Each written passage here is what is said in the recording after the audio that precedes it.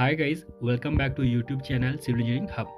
तो guys, JKSSB की official website पे आप जाएंगे तो देखेंगे कि जेकेएसएसबी ने अभी 15 फरवरी 2022 में क्लास फोर्थ की जो सेकंड फेज़ में रिक्रूटमेंट होनी थी, उन बच्चों की डॉक्यूमेंट वेरिफिकेशन को लेके नोटिस अपनी साइट पर आउट किया है। तो इस नोटिस में बोर्ड ने बताया कि बच्चों को किन किन डॉक्यूमेंट्स के साथ बोर्ड में अपेयर होना है डॉक्यूमेंट वेरिफिकेशन के लिए। तो आइए इस नोटिफिकेशन को डाउनलोड करते हैं और देखते हैं कि इस नोटिफिकेशन में क्या क्या बातें कही गई हैं। चलिए गाइज, ये नोटिफिकेशन डाउनलोड हो गया है। देखिए, आप सब्जेक्ट में देख सकते हैं document verification of candidates of class fourth post under the provision of Jammu and Kashmir appointment to class fourth special recruitment rules 2020 for filling up of left over vacancies in second phase schedule thereof. देखो, जितनी भी बातें यहाँ पे इस notification में कही हैं डॉक्यूमेंट वेरिफिकेशन को लेके, वो सारी वन बाय वन डिस्कस करेंगे। जो बच्चे इस लिस्ट में हैं, जो जम्मू बेस्ड कैंडिडेट हैं या कश्मीर बेस्ड कैंडिडेट हैं, उनको किन किन डॉक्यूमेंट्स के साथ बोर्ड में अपीयर होना है और कौन कौन सा डॉक्यूमेंट आपको कहाँ से बनवाना है। और जिन बच्चों की रिक्रूटमेंट पहले हुई थी, यानी जो बच्चों की डॉक्यूमेंट वेरिफिकेशन पहले हो चुकी है, क्या उनका नाम भी इस डॉक्यूमेंट वेरिफिकेशन में है?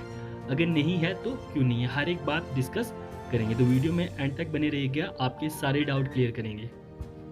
चलिए गाइज, जो इंपॉर्टेंट है वही बातें इस नोटिफिकेशन से हम डिस्कस करेंगे। देखो, जिन जिन बच्चों की डॉक्यूमेंट वेरिफिकेशन है, सबसे पहले देखिए आप यहाँ पे आप देख सकते हैं इस फोर्थ वाले को पढ़ना। देखिए, एनेक्सर ए में वो बच्चे हैं जिनकी डॉक्यूमेंट वेरिफिकेशन जम्मू में होगी, यानी जम्मू बेस्ड कैंडिडेट, और एनेक्सर बी में कश्मीर डिवीजन के कैंडिडेट्स होंगे और इनकी डॉक्यूमेंट वेरिफिकेशन 17 फरवरी 2022 से स्टार्ट हो रही है। और ये यहाँ पे एड्रेस दिया है और एड्रेस आप सबको पता है। इसके बाद गाइज देखिए, यहाँ पे क्या कहा है कि जिन जिन कैंडिडेट्स को डॉक्यूमेंट वेरिफिकेशन के लिए बुलाया जाएगा, उन कैंडिडेट्स को क्या क्या डॉक्यूमेंट लाने। सबसे पहले आपको अपना ऑनलाइन एप्लीकेशन फॉर्म लाना है। आपको पता है कि आप ऑनलाइन एप्लीकेशन फॉर्म को कैसे डाउनलोड कर सकते हैं, अपनी जो आपकी आईडी है, रजिस्टर्ड आईडी है, वहाँ से आप डाउनलोड कर सकते हो। दूसरी चीज़, आपको डेट ऑफ बर्थ सर्टिफिकेट लानी है। तो डेट ऑफ बर्थ सर्टिफिकेट यानी आपकी 10th की मार्कशीट, ठीक है, 10th की मार्कशीट और डिप्लोमा कोई भी आपकी डेट ऑफ बर्थ सर्टिफिकेट है, आप ले सकते हैं। तीसरी बात यहाँ पे देखिए, बोर्ड ने कहा है कि आपको अपनी रिजर्व कैटेगरी सर्टिफिकेट लानी है, यानी आप जिस भी कैटेगरी से बिलोंग करते हैं। अगर आप जैसे एससी कैटेगरी से तो एससी कैटेगरी, एसटी से हैं तो एसटी, आरबी से आरबी। अगर ओपन मेरिट में है तो यहाँ पे इस कैटेगरी की आपको ज़रूरत नहीं है। इसके बाद नेक्स्ट देखिए, आपको अपना डोमिसाइल सर्टिफिकेट लेना है। उसके बाद देखिए, आपको अपनी 10th की मार्कशीट और डिप्लोमा, इसके अलावा 12th की मार्कशीट और डिप्लोमा लेना है। इसके अलावा other documents as per the advertisement, बाकी जो डॉक्यूमेंट एडवर्टाइजमेंट में मांगे गए हैं वो सारे आपको लेने हैं। इसके अलावा देखिए, यहाँ पे बताया certificates documents on formats prescribed by the GAD general administrative department in terms of notification number this. देखो, सिंपल सिंपल बताता हूँ, यानी कि आपको वो डॉक्यूमेंट सर्टिफिकेट्स लेनी है जो जब आपने एप्लीकेशन फॉर्म भरा था और आपने कहा था आपके पास ये अवेलेबल है। यानी अगर कोई कैंडिडेट के पेरेंट्स अनएम्प्लॉयड हैं तो उसे अनएम्प्लॉयमेंट का सर्टिफिकेट बना के लाना है, और वो किस फॉर्मेट में लाना है वो भी आपको यहाँ पे बताएंगे, और किस अथॉरिटी से अप्रूव करके लाना है वो भी बताएंगे। इसके अलावा जैसे कोई कैजुअल वर्कर है तो उसको सर्टिफिकेट लेना है, ठीक है। जैसे कोई विडो है, विडो का सर्टिफिकेट हो गया, या कोई ऑर्फन गर्ल है तो ऑर्फन का सर्टिफिकेट। तो इस वाले पैराग्राफ में ये चीज़ डिस्कस की गई है। इसके अलावा नेक्स्ट देखिए, in case of candidate claiming position of equivalent educational qualification, it shall be mandatory to produce relevant equivalent certificate from the concern authority at the time of DV, and the board shall take an appropriate view based on the norms governing the subject. यानी यहाँ पे कहा गया कि अगर कोई candidate जो educational qualification इस एडवर्टाइजमेंट में रखी गई थी उसके इक्विवेलेंट कोई क्वालिफिकेशन मतलब पोजेस करता है, तो उसको वो सर्टिफिकेट वहाँ पे दिखानी होगी, और बोर्ड देखेगा कि क्या ये सर्टिफिकेट्स के आधार पर बच्चों की जॉब लगती है या नहीं। तो वो बात की बात है। तो यानी इससे आपका लेना देना नहीं, आपको 10वीं और 12वीं के सर्टिफिकेट्स लेने हैं। इसके अलावा देखिए, इम्पॉर्टेंट है, एक एफिडेविट बच्चों से मांगा है, एक अंडरटेकिंग, जहाँ पे बच्चों को कोर्ट से एक एफिडेविट बनवाना है। जो भी डॉक्यूमेंट वेरिफिकेशन में जाएंगे उसमें उन्होंने बताना है, मतलब डिक्लेरेशन करनी है बच्चे ने कि वो जो है उसकी मिनिमम क्वालिफिकेशन मैट्रिक है और मैक्सिमम 12th है, जो कि इस पोस्ट के लिए बताई गई थी कि आपकी मिनिमम क्वालिफिकेशन 10th होनी चाहिए और मैक्सिमम 12th होनी चाहिए। अगर आप 12th से ज़्यादा क्वालिफाइड है यानी ग्रेजुएट हैं तो आप एलिजिबल नहीं है। इसके अलावा देखिए, बाद में कहा है कि अगर डॉक्यूमेंट वेरिफिकेशन के बाद आपकी जॉब लगने के बाद किसी भी स्टेज पे पाया जाता है कि आपकी क्वालिफ़िकेशन हायर थी, यानी आपने एफ़िडेविट जो दिया वो गलत दिया, आप जो है ग्रेजुएट हैं लेकिन आपने एफ़िडेविट में लिखाया कि आप ग्रेजुएट नहीं हैं, तो बोर्ड ये पावर रखता है कि आपको जॉब से निकाला जा सकता है बिना किसी नोटिस के। तो ऑलमोस्ट इस पूरे पैराग्राफ में यही कहा है कि आपको जो एफ़िडेविट देना है वो सही देना है, उसमें गलत कुछ नहीं लिखाना है। इसके अलावा देखिए ये भी बहुत इंपॉर्टेंट पॉइंट है। देखिए बोर्ड ने कट ऑफ डेट रखी थी 28 अगस्त 2020। इसका सिंपल मतलब हुआ 28 अगस्त 2020, यानी इस डेट तक अगर आप ग्रेजुएट थे तो आप एलिजिबल नहीं हैं।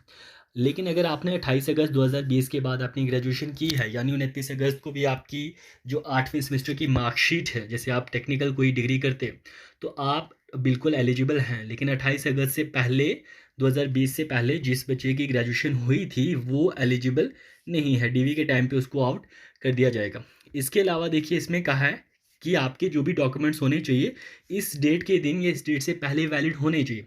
जैसे कोई कैंडिडेट क्लेम करता है कि उसके पास आरबीए है, लेकिन अगर वो आरबीआई 28 अगस्त 2020 के बाद बनाता है तो वो आरबीआई वैलिड नहीं मानी जाएगी, क्योंकि इस कट ऑफ डेट से पहले उसके पास ये सर्टिफिकेट मौजूद होनी चाहिए। ऐसे ही आपकी बाकी सर्टिफिकेट्स हो गई, जैसे 10th 12th हो गया, आपकी एससी एसटी सर्टिफिकेट्स हो गई। इसके अलावा देखिए सिंपल चीज़ें जो आप पढ़ सकते हैं कि कैंडिडेट्स को सेल्फ अटेस्टेड अपने सारे डॉक्यूमेंट्स लाने, फ़ोटोकॉपी हर एक डॉक्यूमेंट की, अपनी सर्टिफिकेट्स की, ऑनलाइन एप्लीकेशन फॉर्म की डीवी के टाइम पे।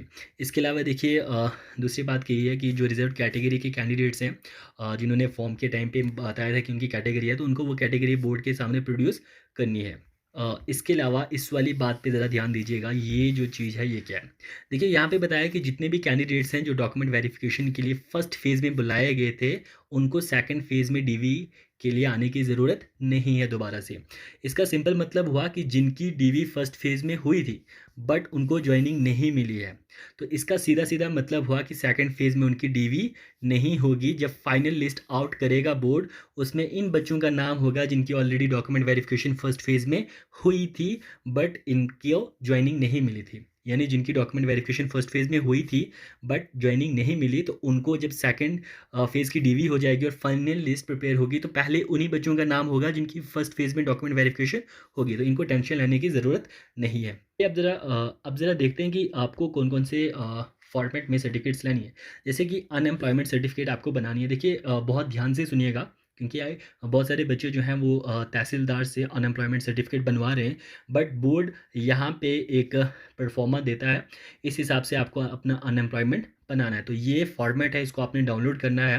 तो यहाँ पे मैं क्या बताना चाहता हूँ, ध्यान दीजिएगा।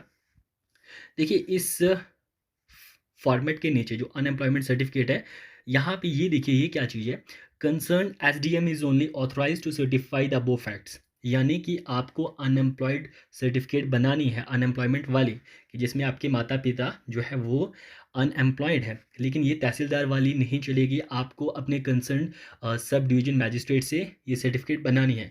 अगर कोई कैंडिडेट एसीआर के अंडर आता है, जैसे कोई ऐसी तहसील्स होती हैं जो एसटीएम के अंडर नहीं आती, डायरेक्ट एसीआर के अंडर आती हैं, तो उनको डीसी डोडा या एसीआर डोडा अपनी डिस्ट्रिक्ट के हिसाब से, जैसे आप जम्मू से हैं तो एसीआर जम्मू से ये सर्टिफिकेट प्रोड्यूस करके लेनी है। डायरेक्ट तहसीलदार वाली वहाँ पे वैलिड नहीं मानी जाएगी डीवी के टाइम पे, तो ये ध्यान रखिएगा।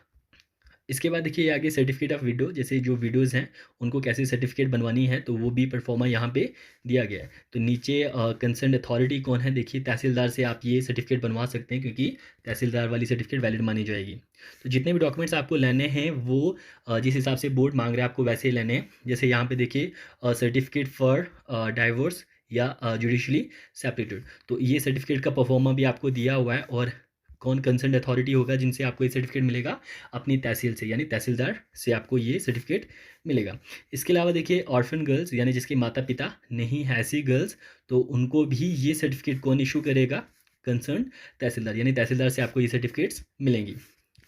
तो ये सारी चीज़ें थी। ये देखिए इसके अलावा कुछ कैंडिडेट्स ने मेंशन किया है कि वो कैजुअल वर्कर हैं, एंगेज्ड हैं, मतलब जो ये कैजुअल वर्कर हैं। तो कैजुअल वर्कर वाला सर्टिफिकेट आपको कहाँ से बनेगा, ये आपको बनेगा आपके डिस्ट्रिक्ट या divisional head of the office से। तो ये चीज़ें आपको ध्यान में रखनी है कि कौन सी सर्टिफिकेट कैसे बनेगी। उसके बाद जब आपकी सारी सर्टिफिकेट कंप्लीट होंगी तो आपको बोर्ड में जाना है इन सर्टिफिकेट्स को लेके। अब देखिए यहाँ पे कैंडिडेट्स को डीवी में बुलाया गया, तो सबसे पहले एनेक्जर ए की बात करते हैं। एनेक्जर ए में देखिए प्रोविजन लिस्ट है किसकी, जम्मू बेस्ड कैंडिडेट्स की, जिनको डीवी के लिए बुलाया गया है। तो सबसे पहले डीवी सीरियल नंबर, जैसे आप जम्मू के हैं तो आपको वो सीरियल नंबर दिया जाएगा।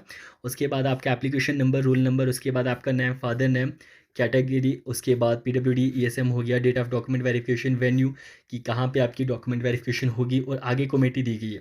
और देखिए कमेटी का क्या मतलब हुआ कि जब आपकी वेरिफिकेशन होगी तो 3-4 जगह पे रखी जाएगी बोर्ड के अंदर। तो कमेटी 1 में जो बच्चे होंगे तो इनकी एक अलग जगह पे वेरिफिकेशन होगी। इसी हिसाब से कमेटी 2 के कुछ बच्चे होंगे जिनकी वेरिफिकेशन कमेटी 2 हॉल में होगी, वैसे ही कमेटी 3 वगैरह होंगे। तो इस लिस्ट में आप अपना नाम देखिए, अगर आपका नाम है तो आपको ये डॉक्यूमेंट्स प्रोड्यूस करने हैं। क्या क्या डॉक्यूमेंट लेने हैं मैंने वीडियो में डिस्कस किया है। ये सारी डॉक्यूमेंट्स लेके आप बोर्ड में जाइए, जो भी मेंशन डेट है जिस डेट को आपको बुलाया गया। चलिए ऑल द बेस्ट सभी को आपकी डॉक्यूमेंट वेरिफिकेशन के लिए।